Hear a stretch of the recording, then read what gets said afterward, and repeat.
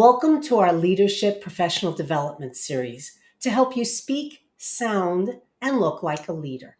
Today, we're going to be discussing how to care enough to expect excellence through better communication. I'm Linda Katz-Wilner, the founder of Successfully Speaking, and I work with leaders and aspiring leaders to improve their executive presence and communication skills. Today, I'm excited to have our guest, Chris McDonald. Chris is the president of McDonald Consulting Group and Sandler. Chris and I have worked together over the years and collaborated, and both of us appreciate the need to communicate effectively. Welcome, Chris. It's great to Thank have you you so here. much. Oh, it's great to be here, Linda. Thank you.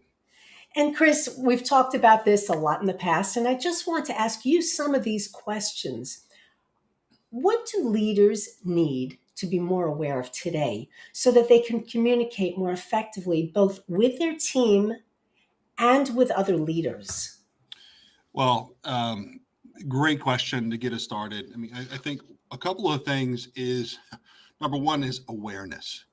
And Linda, understanding who their teams are critically important. In other words, I think sometimes it's easy for a leader to lead in mass or manage in mass. In other words, get up in the morning, go to work, and treat everyone the same. Mm-hmm. Now, the fundamental problem with that is that we all walk the same hallways, but our realities are different. So to recognize that our team members are different doesn't mean we give exception, doesn't mean there's special privileges or for just randomly. It means we understand how to communicate to each other. Like, for example, Linda, if all of a sudden I'm gonna put a virtual simulation here. Sure. If all of a sudden you had three, or let's say four children, four virtual children, right? Boom. I'll take them back. Don't worry. But they were ages 3, 9, 13, and 21. Mm-hmm. Would you communicate the same way with each of them, or would you adjust a bit? Absolutely not. Absolutely not. And if I did, they might resent that. Right. Right. Mm-hmm. So if all of a sudden your virtual 3-year-old walked into my office, I'm not going to say, "Hey, what's up?" I'm going to adjust everything. I'm going to adjust my tone. "Hey, how you doing, buddy?" Let's say with a boy, and I do something like this. Now, if your 21-year-old walked in here, I wouldn't do that. It wouldn't be. That'd be weird. I'd be like, "Hey, how are you?" It's a totally different thing. So I think number one is to recognize we all walk the same hallways, but our realities are different, and we need to understand our team. That's first and foremost. And I'll add to that, Chris, because that's the basis of public speaking. And that is know your audience. Yeah. You're not going to give the same talk to 3 different companies if the audience is different, if the generations are different, if the roles are different.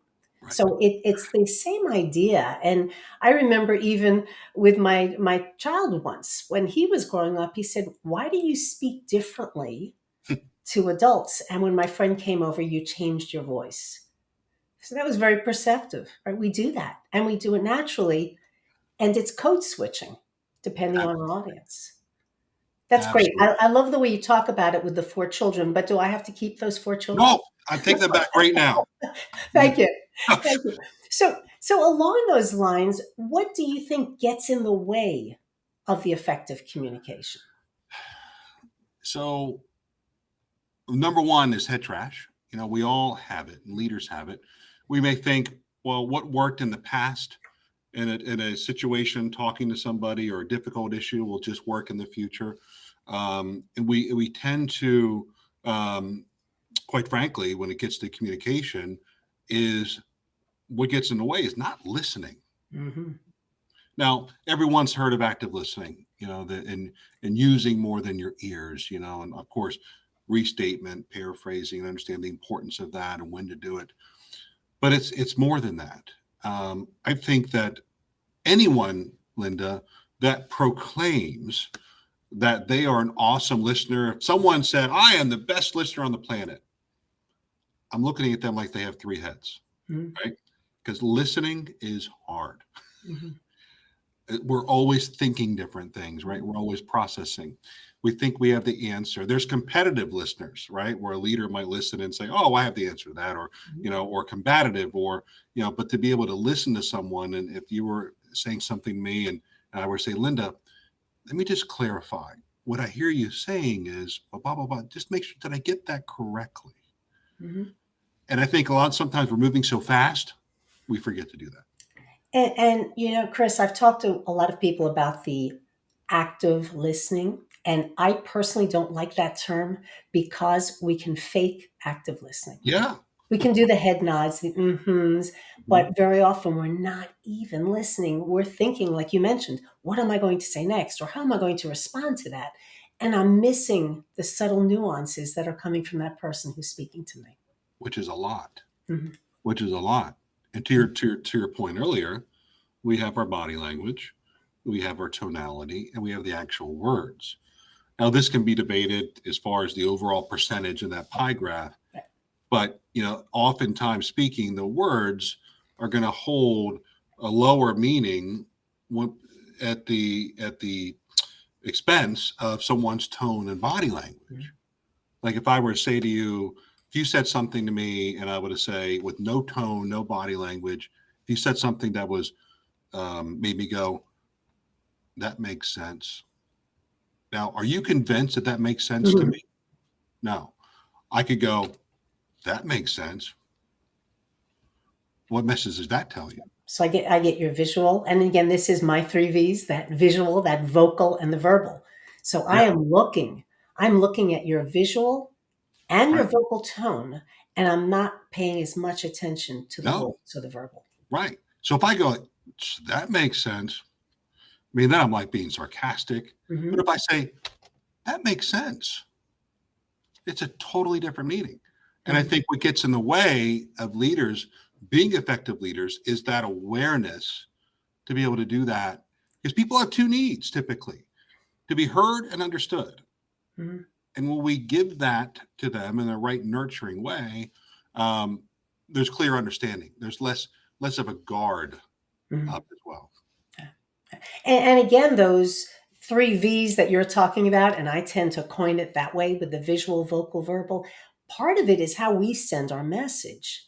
But the other part, which you were just alluding to, is how do we perceive it in others? I'm listening to what you're saying, I'm listening to how you're saying it, and I'm watching how you look when you say it. And so it goes back and forth constantly. Right. And we can misread that if we're not paying attention. Well, one of my mentors many years ago, and I've been very fortunate to have a lot of really good mentors.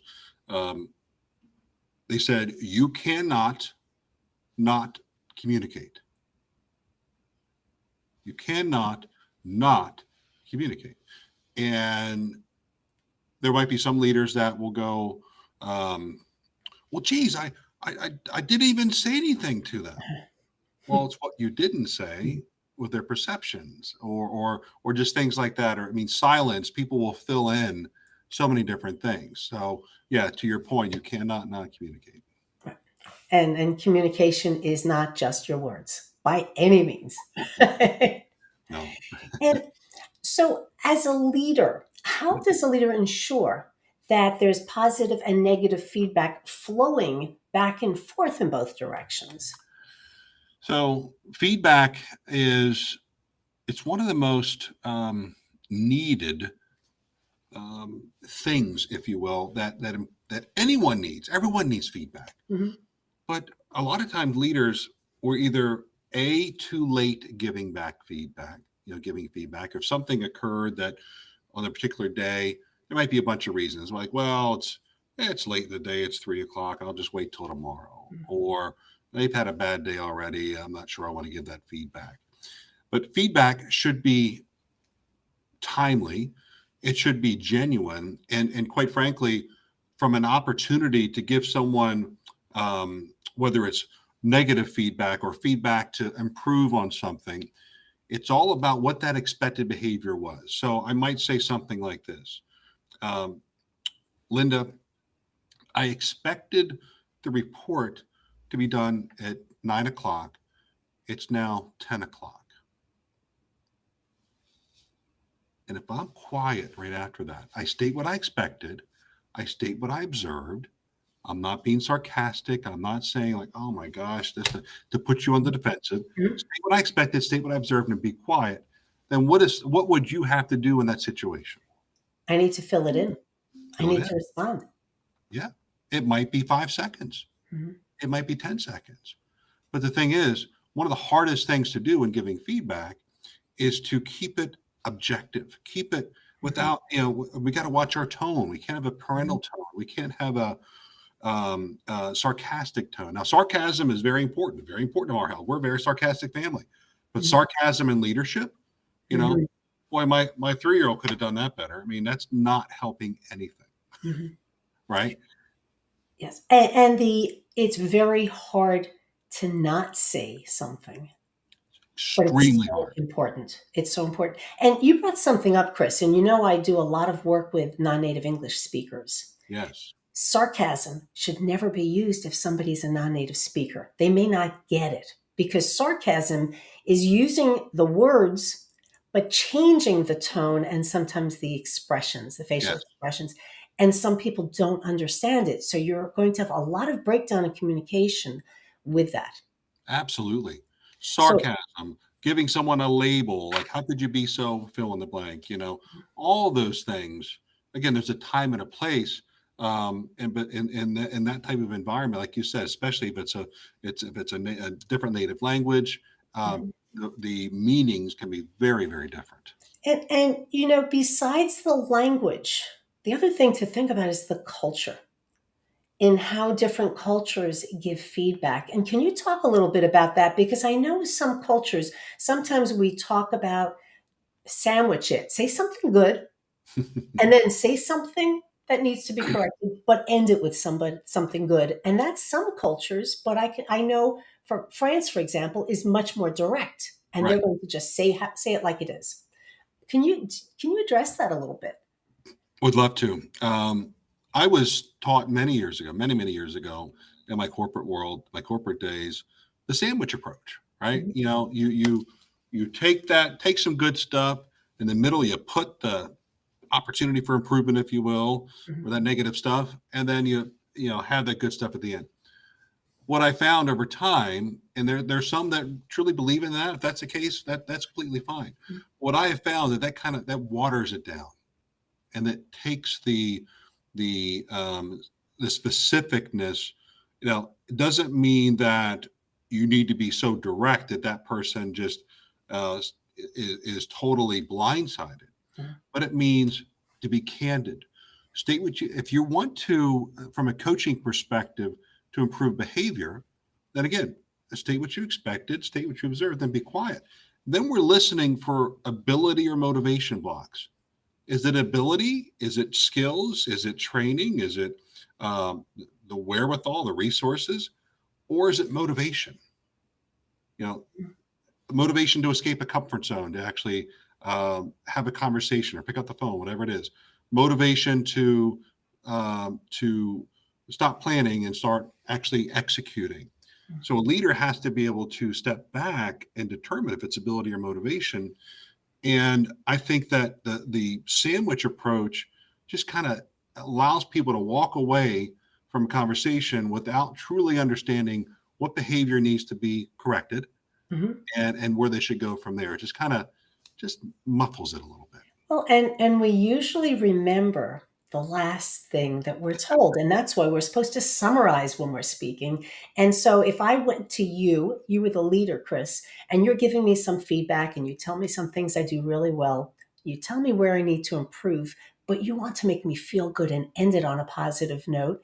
There's that chance I'll walk out of that meeting and saying, I did a great job. That's what Right. Chris told me. That's the last thing I remember. So am I going to then take those steps to make the changes that you really wanted to bring to my attention?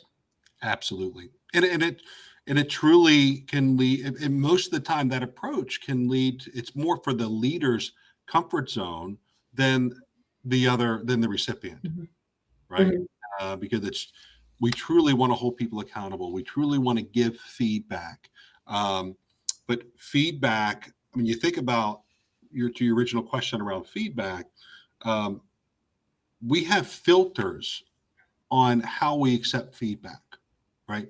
Um, there's people that we trust and we take feedback from. There's people we don't trust and it's hard to take feedback from, but we all have filters.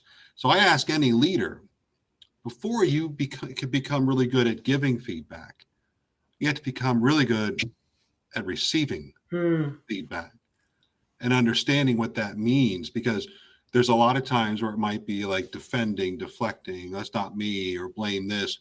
But then I give feedback to people. I don't know why they don't understand it, why they complain. But that's, again, it's how do we accept feedback ourselves? Mhm. That makes sense. Yeah, it makes sense, but it also, what you also said is you have to know each person and they have to trust you and respect you, Yeah, because depending who's telling me or giving me that feedback, I'm going to look at it different ways if I don't trust them or if I think they're trying to undermine me. And I think you're touching on some of the radical candor that they talk about, that if you trust and respect that person, you'll take a lot from them because you know they have your best interests at heart, in their heart, and they're looking to improve you. Whereas if you have a challenge with somebody and you're not really relating well to them, and as soon as they give you that feedback, you're destroyed, but you're angry and you won't listen. absolutely. Absolutely. And the you just made me flash back to my first performance review as an employee that my leader gave me many years ago. Mhm. This was I was what, 22 at the time, mid 22, 23 A few in years. financial services. Yeah, long time ago. And so he basically told me, he said, listen, I'm going to give you a performance review.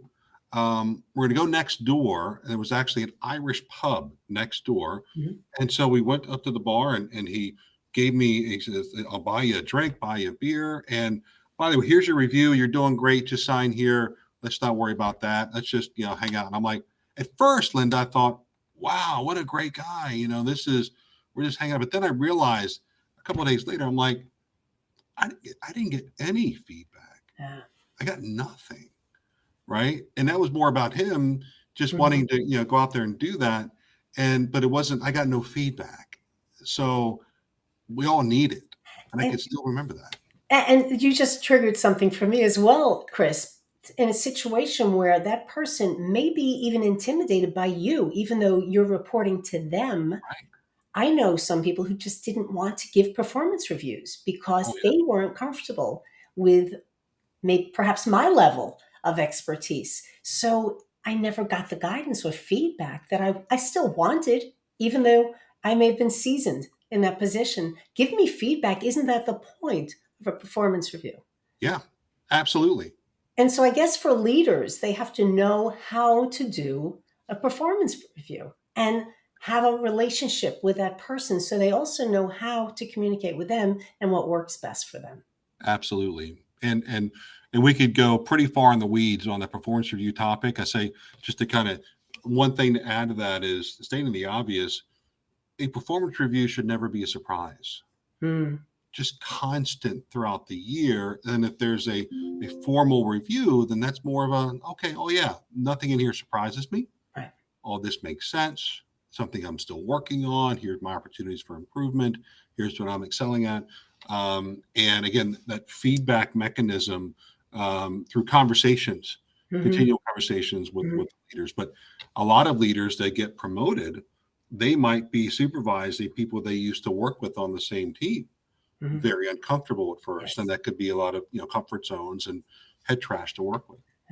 Yeah. I love that you said that the performance review shouldn't be a surprise and shouldn't just be that one time that year that they're discussing it. Yeah, Hopefully there's been communication and somebody knows if they're having issues or if they're having successes that they've had that conversation before. 100%. Chris, we could talk about this for a long time, and like you said, to get into the weeds. But let me move to another question, and that is, I'd like to ask this of each of my guests, Yeah, since we talk about how to speak, sound, and look like a leader. I think you've answered it already in many ways, but what do you think is the essential skill to speak, sound, look, and perhaps even act like a leader?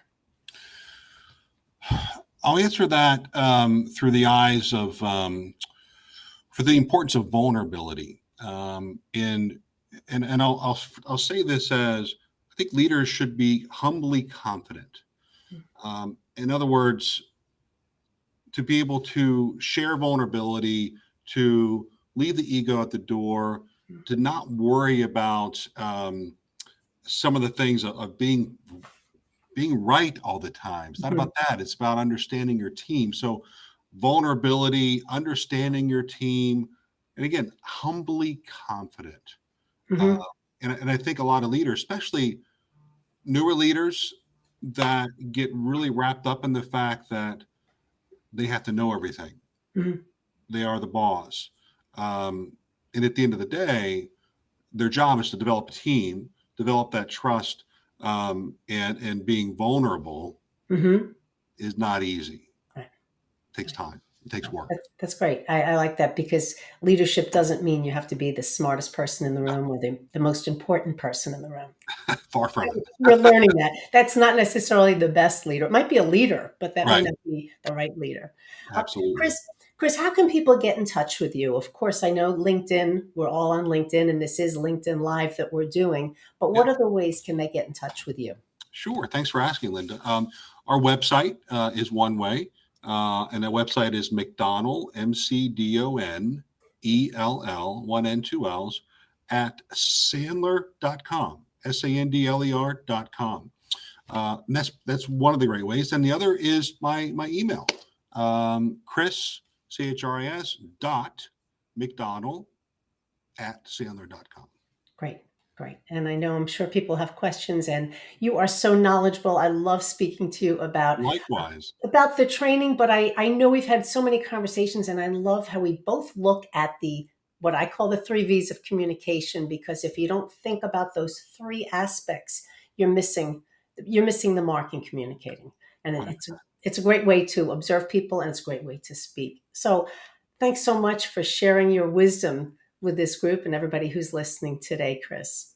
Thank you, Linda. Always a pleasure. Sure. And I'd like everybody to join us in 2 weeks on September 26th, when Karen Snyder, who is a friend of mine and the owner and lead consultant at Concordia Consulting, will discuss another great topic for leaders: creating a positive culture within your leadership team, which is something that's so important today. And until then, let's think how we can use our communication skills, both our spoken skills and our listening skills, so that it leads to excellence with our teams, with our groups, with our clients and organizations. And Chris, thanks again. It was wonderful speaking with you. My pleasure. Thank you.